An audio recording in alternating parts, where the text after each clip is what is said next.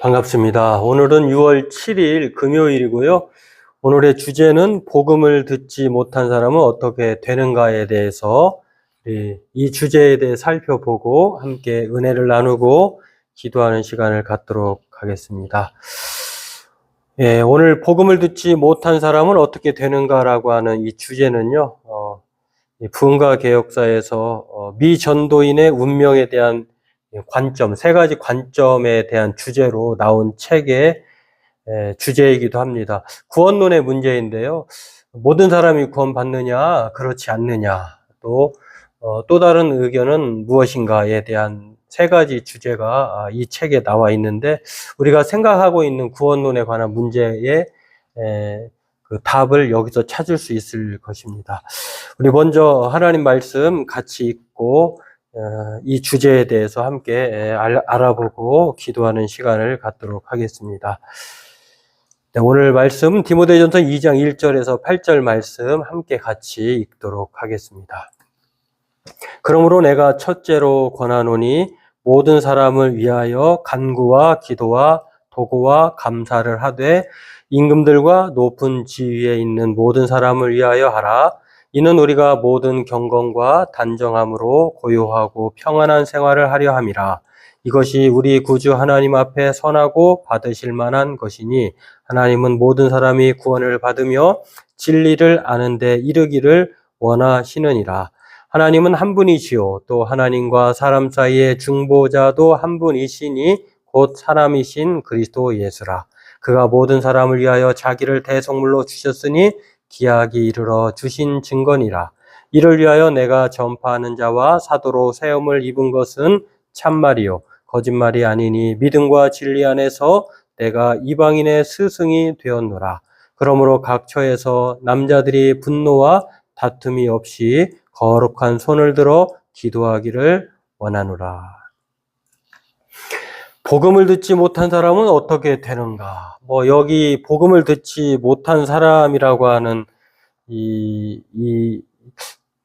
한정적인 특정적인 가르침의 대상자가 누굴까를 보면 다양하겠죠.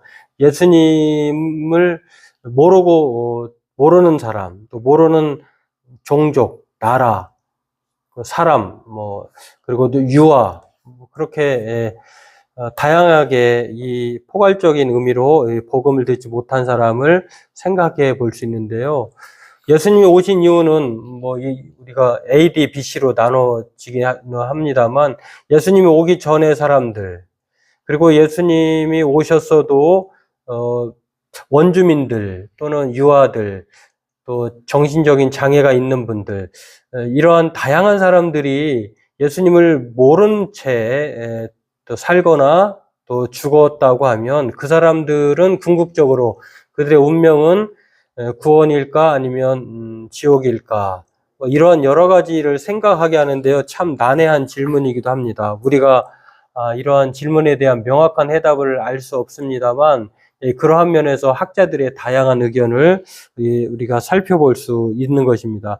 그래서 복음을 한 번도 들어보지 못한 사람들, 신약 성경에도, 구약 성경에도 나오죠. 그런 다양한 사람들이 나올 수 있는데 그런 사람들의 운명에 대한 의견들이 어떠한 의견이 있는가를 이 도널드 내시를 비롯해서 이 다양한 학자들이 로널드 내시를 포함해서 이 두 명의 또 존 휙이라고 하는 사람, 또 한 사람 존 샌더스라고 하는 사람, 여러 가지 이 세 명의 사람들이 대표적으로 자신의 주장들을 나름대로의 근거를 가지고 주장을 합니다. 이것에 대해서 우리는 이 다양한 의견들을 종합해서 성경에서 말하고자 하는 바가 무엇인지를 한번 의미를 찾아보려고 합니다. 그렇습니다. 오늘 이것에 대한 의견들이 무엇일까요? 또 성경을 통해서 우리는 어떠한 태도를 가져야 할까를 오늘 종합적으로 살펴보면서 함께 은혜 나누고 기도하길 원합니다. 오늘 그렇습니다. 이 구원론에 대한 문제, 이 주제는요, 복음을 한 번도 들어보지 못한 사람들에 대한 이야기입니다. 우리나라로 얘기하면은 우리나라에 복음이 들어오기 전에 사람들, 우리나라의 영웅들, 그러한 충신들, 또 나라를 구한 장군들, 뭐 그런 사람들이 있는데 그런 사람들에 대한 구원의 문제를 우리가 어떻게 해야 할까 또 질문을 받거나 또 궁금해 한 번쯤은 생각해 보기도 했을 것입니다. 이러한 문제들을 우리가 이 책을 통해서 살펴볼 수가 있는데요. 이렇게 이스라엘을 제외한 그 밖에 모든 사람들 그리고 그 이전의 사람들 한 번도 예수 그리스도를 알지 못한 미종족들, 미전도 종족들 뭐 이런 사람들의 구원의 운명에 대한 문제를 오늘 살펴볼 수가 있는데요. 실제로 우리가 이 세상을 살면서 믿는 크리스찬도 있지만 그렇지 않은 비그리스도인들도 있는데요.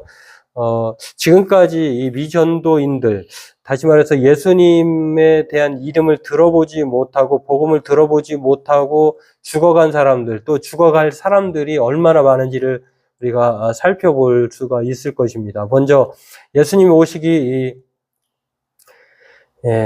오신 후에 100년의 인구가 약 100년 정도의 때의 인구가 1억 8천 1만 명이었다고 합니다. 이때 100만 명 정도가 그리스도인으로 추정을 한다고 하는데요. 그러면 6만 그리고 또 종족들 중에 6만 종족들은 복음을 들어보지 못했다고 하는 것입니다. 그러니까 어마어마한 종족들이 이렇게 있었다라고 하는 것, 아주 그리스도인은 소수였다라고 하는 것을 알 수가 있고요. 또 1000년 정도의 예수님 오신 이후에 1000년 정도의 인구는 약 2억 7천만 정도였다고 하는데요. 그리고 이때의 미전도 종족은 6만에서 5만으로 줄어들기는 했다고 합니다. 또한 1989년도의 인구는 약 52억 명가량 된다고 하는데요. 17억 인구만이 기독교인이고, 여긴 이 기독교인이라고 했을 때 17억은 오로지 크리스찬을만을 가르친 것이 아니라, 이제, 천주교, 로마 카톨릭까지 포함해서 이렇게 됐을 것입니다. 여하튼 이렇게 17억의 인구가 기독교인이라고 하면 1만 2천 명의 사람들은 미전도 종족이었다. 아직도 여전히 많이 줄어들긴 했습니다만 1만 2천의 미전도 종족들이 있었다고 하는 것, 얼마나 많은 사람들이 복음을 들어보지 못하고 죽었는지를 알 수가 있습니다. 또한 이 문제 말고도 성육신 이전에 살았던 이스라엘 민족과 전 세계 민족들도 있었죠. 이제 이런 다양한 사람들, 수많은 사람들이 비전도인들로 살아갔었다라고 하는 것입니다. 그러면 2023년도의 인구는 어떻게 될까요? 2023년도의 인구를 제가 조사를 해보니까 세계 인구가 약 80억 4,531만 명이라고 합니다. 여기 이 그래프로 보면은 중간 정도에 보면 세 번째 79.7억 명이라고 쓰여져 있는데요. 그 부분에 우리가 와 있다라고 보면 되는데 2023년도 기준이 이렇게 됩니다. 약 8억 4,531만 명. 대한민국은 5,155만 명이고요. 2023년부터 인도가 세계 1위로 이제 중국 올해부터 작년부터 이렇게 앞섰다고 하는데 보통 최고의 인구는 중국이라고 했는데 이제 중국을 제치고 인도가 2023년 1월부터는 세계 1위 인구가 되었다고 하는데 14억 2,862만 명, 중국은 14억 2,567만 명이라고 합니다. 그러니까 뭐 많이 14억에서 왔다 갔다 하는데 여하튼 인도가 이제는 이제 중국을 앞서서 많은 인구를 차지하고 있는데요. 앞으로도 뭐 2040년에는 뭐 91억 9억 명, 뭐 또 2070년도에는 103억 명. 인구수가 우리나라는 많이 줄어들고 있는데 세계적인 추세를 보면은요, 앞으로 인구가 증가, 뭐 평균 수명이 연장되기도 하고 의학 기술, 뭐 의료 과학 기술이 발전함으로 말미암아 먹거리가 또한 뭐 풍성한 그런 여러 가지 기후 환경의 변화도 있습니다만 그럼에도 인구의 증가 추세를 예측하고 있다라고 하는 것입니다. 그러면 이렇게 많은 인구들이 늘어나게 될 것인데 앞으로도 이전까지만 해도 수많은 사람들이 복음을 들어보지 못하고 죽었는데 앞으로도 그러면 더 많은 사람들이 예수님을 알지 못하고 죽을 것이 아니겠습니까? 그러면 그 사람들의 운명은 어떻게 될 것이냐를 생각해 볼 수가 있는데요. 이 서로 다른 두 가지 해석이 있습니다. 어떤 해석이냐면 한 번도 예수 그리스도를 알지 못하고 들어보지 못한 사람, 그런 사람들은 어떻게 될 것이냐. 크게 두 가지로 볼 수가 있는데요. 제한적 속죄가 있고 무제한적 속죄가 있습니다. 제한적 속죄는 예수 그리스도로 제한하는 것이죠. 예수 그리스도로 말미암아 구원을 받는 것 외에는 없다라고 하는 제한을 하는 것입니다. 오직 예수 그리스도의 죽으심이 모든 사람을 위해 죽은 것이 아니라 믿는 자 한해서 하나님의 택정함을 받은 사람 한해서 죽었다라고 하는 것, 제한을 하는 것이죠. 예수님의 유일성을 주장을 하는 것이고요. 그리스도인을 위한 것이다. 이렇게 예수님의 속죄가, 예수님의 대속의 사역이 모든 사람이 아니라 믿는 자에 한해서 하나님의 택하신 자녀에게만 이렇게 한정되어 있다. 이렇게 말을 하는 것이고요. 또 무제한적 속죄는 보편성을 말하는데 모든 사람을 위한 하나님이 세상을 사랑하사 요한복음 3장 16절을 그 말할 때 세상을이라고 할 때 세상은 모든 사람들을 가리킨다라고 하는데요. 제한적 속죄의 사람들은 이 세상을 가리켜서 제한을 해서 예수 그리스도의 택함을 받은 사람, 그리스도인만을 말을 하는 것을 볼 수가 있습니다. 이 서로 다른 두 가지 해석이 있는데요. 이 두 가지 해석을 통해서 비전도인들, 복음을 한 번도 들어보지 못한 사람들의 운명에 대해서 우리가 생각해 볼 수 있는데 이 두 가지 해석을 가지고 세 가지 관점으로 또 나누어집니다. 어떻게 나누어지냐면요. 첫 번째는 제한적 구원론인데, 제한적 속죄론과 비슷합니다. 배타적 구원인데, 다른 말로는 타종교, 예수 그리스도 외에는 구원이 없다. 이렇게 말을 하고 있고요. 또 예수 그리스도 안에서만 구원받는다. 길, 진리, 생명은, 이 종교다원주의자들이 말하는 것처럼, 바로 타 종교에도 구원이 있는 것이 아니라 오직 예수의 유일성, 궁극적 구원론에 있다라고 하는 것을 말을 하고 있습니다. 두 번째는 포괄적 구원론인데요. 보편적 구원론이라고 합니다. 아까 두 번째 말한 무제한적 그 구원론이라고도 말할 수 있는데 이것을 통해서 살펴볼 수 있는 것은 포괄적 구원론이라고 하는 것은 바로 그러한 의미에서 모든 예수 그리스도의 사역 때문에 구원받는 것이지 그 사람이 예수 그리스도를 믿는 그런 택한 제한적인 것이 아니라 예수 그리스도의 사역으로 구원받는 것이기 때문에 인간이 그렇게 말할 수 없다, 판단할 수 없다라고 해서 예수 그리스도로 말미암아 구원을 받기 때문에 더 많은 사람들이 구원의 혜택을 누릴 수 있다. 이렇게 말을 하고 있는 것입니다. 예수 그리스도 안에서만 구원받느냐, 예수 그리스도의 사역 때문에 구원받느냐에 따라서 제한적 구원론과 포괄적 구원론으로 이렇게 나뉘어지게 된다라고 하는 것입니다.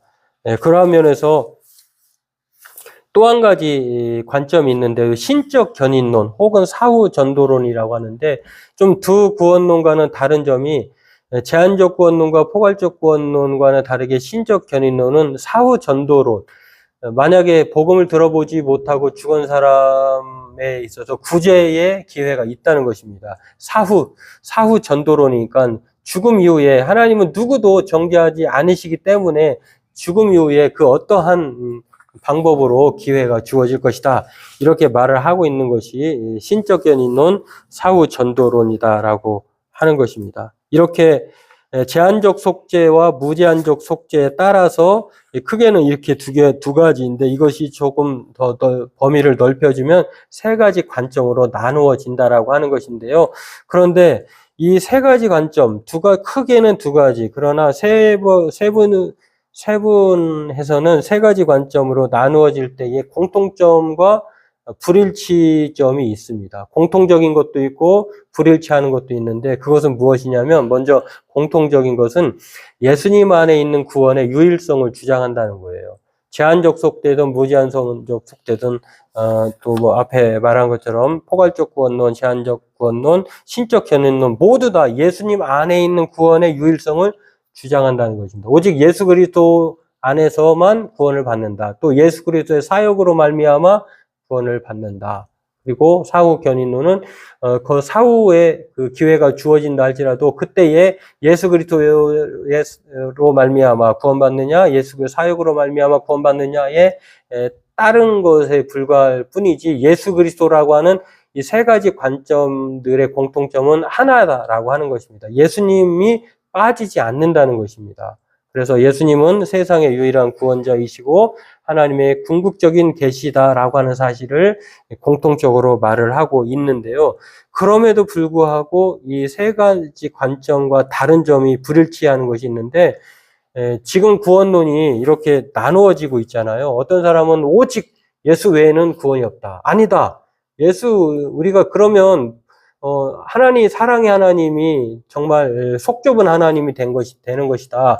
라고 하면서 예수 그리스도의 사역으로 구원을 받는 것이기 때문에 모든 사람들이 구원의 길이 열려 있다라고 말을 하고 있거나 또한, 죽어서 사후에 기회가 주어질 것이다라고 말을 하는 것을 이 세 가지 공통점을 보면은요, 이렇게 일치하지 않는 것을 볼 수가 있습니다. 우리 칼빈주의 같은 경우는 뭐 다른 종교나 다른 이름으로 구원을 받을 수 없다라고 말을 하지만 또 이 구원론이 칼빈주의 말고 알미니안주의, 뭐 장로교 외에 뭐 오순절 계통의 뭐 성결교, 감리교는 또 칼빈주의와 다른 구원론의 그런 나눔이 또 있습니다. 차별점이 있습니다. 이런 것들을 보면은 일치하지 않고 있다라고 하는 것. 물론 하나의 이 모든 관점이 이제 구원론이 하나의 공통점은 예수 그리스도라고 하는 구원에 대해서는 나누어지지 않는다. 예수 그리스도로 말미암아 오직 구원을 받는다라고 하는 것, 그것이 예수 그리스도의 속죄로 말미암아 그렇게 구원받는다에 있어서는 일치하지만, 그러나 세부적으로는 이렇게 조금씩 일치하지 않는 불일치가 있다라고 하는 것입니다. 그래서 그러면 이 구원론만 불일치하느냐? 그렇지 않아요. 불일치한다고 해서 그러면 잘못됐느냐? 또 그렇게 볼 수도 없는 것이요. 기독교 안에서도 다양한 색깔들이 있고 또 교단마다 교파마다 가진 신학적인 특징들이 있습니다. 이것들을 우리가 존중하고 또 이해하고 또 상호 보완해야 할 줄로 압니다. 그러한 면에서 세례에도 우리 장로교는 세례라고 하는 말을 고집하지만 성경에서는 또한 침례를 얘기하고 있기 때문에 또 침례라고 써야 한다고 하는 것을 주장하는 것을 보면, 그러면 세례냐 침례냐 이걸로 싸우면서 온종일 시간을 보낼 것이냐? 그렇지 않는다라고 하는 것입니다. 그것이 이제 믿는 바에 따라서 또한 그렇게 따라가면 될 것이고요. 또 성찬도 마찬가지입니다. 기념설, 성만찬을 통해서 영적 임재설이냐 또한 뭐 공제설이냐, 뭐 실제로 뭐 변화설이냐, 이런 여러 가지 의견이 있을 수 있는데요. 이런 것처럼 종말론도 마찬가지입니다. 전천년설, 후천년설, 무천년설 여러 가지가 있는데 신학적인 차이가 있을 뿐인데, 마찬가지로 구원론에 있어서도 이러한 문제에 다양한 불일치가 있다라고 하는 것입니다. 때문에 저와 여러분들이 오늘 복음을 한 번도 들어보지 못한 사람들, 뭐 예수 이전의 사람들, 또 이스라엘 밖의 사람들, 그리고 오늘날 앞으로도 그렇게 생을 살아가야 할 사람들, 우리 주변을 포함해서 이 사람들 물론 뭐 기회가 많아졌겠습니다. 그럼에도 불구하고요, 등잔 밑이 어둡다고 한 번도 예수 그리스도의 복음에 대해서, 예수 그리스도가 누군지도 모르고 살아가는 사람도 있을 수 있는 것이겠죠. 근데 그 사람들이 바로 구원을 받을까요? 천국에 갈까요? 안 갈까요? 이런 문제로 시간을 허비하고 소모적인 논쟁을 벌이는 것보다 우리가 마땅히 취하여야 할 태도가 있다라고 하는 것입니다. 어쩌면 이 질문 자체가 궁금하기도 하고 호기심 있기도 합니다만 소모적인 논쟁일 수도 있다라고 하는 것입니다. 중세의 토마스 아퀴나스가 신학대전이라고 하는 책에서 재미있는 화두를 던졌는데요. 여러 명의 천사가 한 장소에 있을 수 있을까라고 하는 그런 질문을 던졌어요. 중세 신학자 중에 한 사람이죠. 그러니까 근데 한 방에 몇 명의 사람이 천사들이 존재할 수 있을까? 이건 뭐 도저히 생각해 보지도 않은 질문인데 호기심 유발하는 질문이기도 한데요. 이 질문에 대한 명제가 신학을 하는 사람들에게 있어 의미 있는 몇 가지 명제 중에 하나라고 이렇게 토마스 아퀴나스는 그렇게 화두를 던진 것입니다. 그런데 윌리엄 실링 우드라고 하는 사람이 종교개혁 시대의 프로테스탄트 종교라고 하는 책에서 이 질문을 좀 빌려와가지고 좀 빗대어서 이렇게 제목을 바꿔서 질문을 던졌습니다. 신학을 하는 여러 명의 천사가 한 장소에 있을 수 있는가라고 하는 토마스 아퀴나의 질문을 비틀어서 바늘 끝 위에서 몇 명의 천사가 춤을 출 수 있는가, 한 방에 몇 명의 천사가 있을 수 있는가를 바늘 끝 위에서 천사들이 몇 명의 사람들이 몇 명의 천사가 춤을 출 수 있는가로 바꿔 질문을 했다라고 하는 것입니다. 사실은 이렇게 이 질문 자체가 이렇게 조롱 섞인 질문이기도 한데요. 이게 쓸데없는 질문이다라고 하는 것입니다. 아니, 한 방에 천사가 몇 명이 그 춤을 추는지 그게 우리에게 무슨 중요한 관심사가 있겠습니까? 또 바늘 끝에 천사들이 몇 명의 사람들이 서 있을 수 있는가, 춤을 출 수 있는가, 이게 무슨 우리에게 중요한 질문일까라고 하는 것을 비판하면서 이렇게 말을 할 수가 있는데요.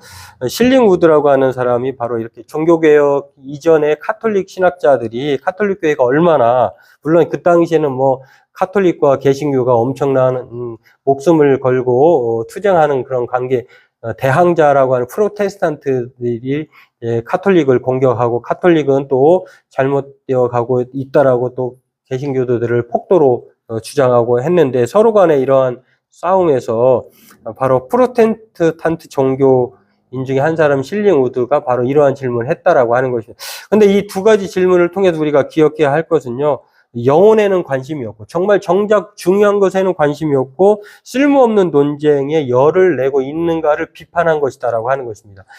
마치 오늘 저 사람 구원을 받아요, 못 받아요? 타종교회는 구원이 있어요, 없어요?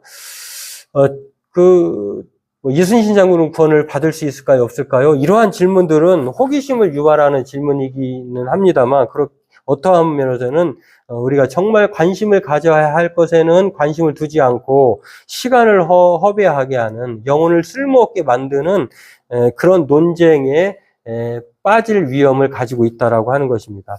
정말 우리가 정작 관심을 가져야 할 것은요, 과거의 일이 아니고 또 현재와 미래의 것들을 생각해 보면 정말 하나님이 바라시는 것이 무엇일까? 영혼이 구원받는 것을 원하고, 오늘 우리가 본문 읽었습니다만 모든 사람이 구원받기를 원하는 것인데 여기에는 관심이 없고 이렇게 구원을 받느니 못 받느니라고 말하면서 논쟁하는 사이에 흘러 떠내려 가버리는, 시간만 허비하게 되는 그러한 우리의 삶이 좀 어떻게 보면 어리석게 흘러가지 않을까를 생각하게 됩니다. 이렇게 생명과 영혼 구원에는 관심이 없고 전혀 쓸모없는 것에 논쟁하지 말 것을 그 질문들 우리에게 가르쳐 주는데요. 구원론에 관한 주장이 바로 이와 같은 것이다. 우리가 정작 무엇에 관심 가져야 하는지가 더욱 중요한데, 오늘 성경은 우리에게 디모데전서 2장을 통해서 하나님이 원하시고 바라시는 것이 무엇인지를 말씀을 합니다. 그것은 바로 하나님은 모든 사람이 구원을 받고 진리를 아는 데에 이르기를 원하신다. 그러기 위해서는 예수 그리스도를 통해서 구원을 받고 또 그가 우리를 위해서 대속물로 주셨다라고 하는 사실을 기억하면, 현재 우리는 구원을 받는지 이렇게 논쟁할 것이 아니라 하나님의 마음이 모든 사람이 구원을 받는 것이고, 또 우리는 그 구원에 참여하는 사람으로서 한 사람이라도 구원받기를 위해서 복음을 전하고 그들의 구원을 위해서 기도하는 삶으로, 사랑의 그리스도의 마음으로 우리가 그렇게 접근해야 한다라고 하는 것입니다. 그렇습니다. 오늘 성경은 우리가 누구든지 예수님의 속죄에 기초해서 하나님이 구원받기를 원하시고 계획하셨다라고 하는 사실을 생각해 보면서 저와 여러분들도 구원에 관한 관점이 있다라고 하는 것들을 생각해 보면서 정말 우리가 정말 진정으로 가져야 할 관심이 누가 구원받고 못 받는가에 있지 않고 하나님의 구원의 열심, 하나님이 얼마나 많은 사람을 구원하기 위해서 오래 참으시고 또 니느웨의 12만 명의 죽어가는 사람을 요나를 통해서 구원하고 했던 그 하나님의 마음이 또한 거기에 있다고 하는 사실, 그리고 끊임없이 양심과 자연을 통해서 하나님은 자신을 계시하시며 궁극적으로는 예수 그리스도를 통해서 구원받기를 기뻐하셨다고 하는 사실을 생각해 보면, 저와 여러분들이 그 논쟁에 뛰어들 것이 아니라 논쟁은 미루고 하나님은 모든 사람이 구원받기를 원하신다고 하는 이 사실을 붙들고 복음을 전하고 기도하는 삶을 살아야 할 것입니다. 오늘 저와 여러분들이 이 관심을 가지고 그렇게 함께 기도하고 또 우리의 삶을 그렇게 하나님께 드려지는 복음의 사람, 기도의 사람 되길 주의 이름으로 소망합니다. 기도하도록 하겠습니다. 우리 각자 기도하겠습니다.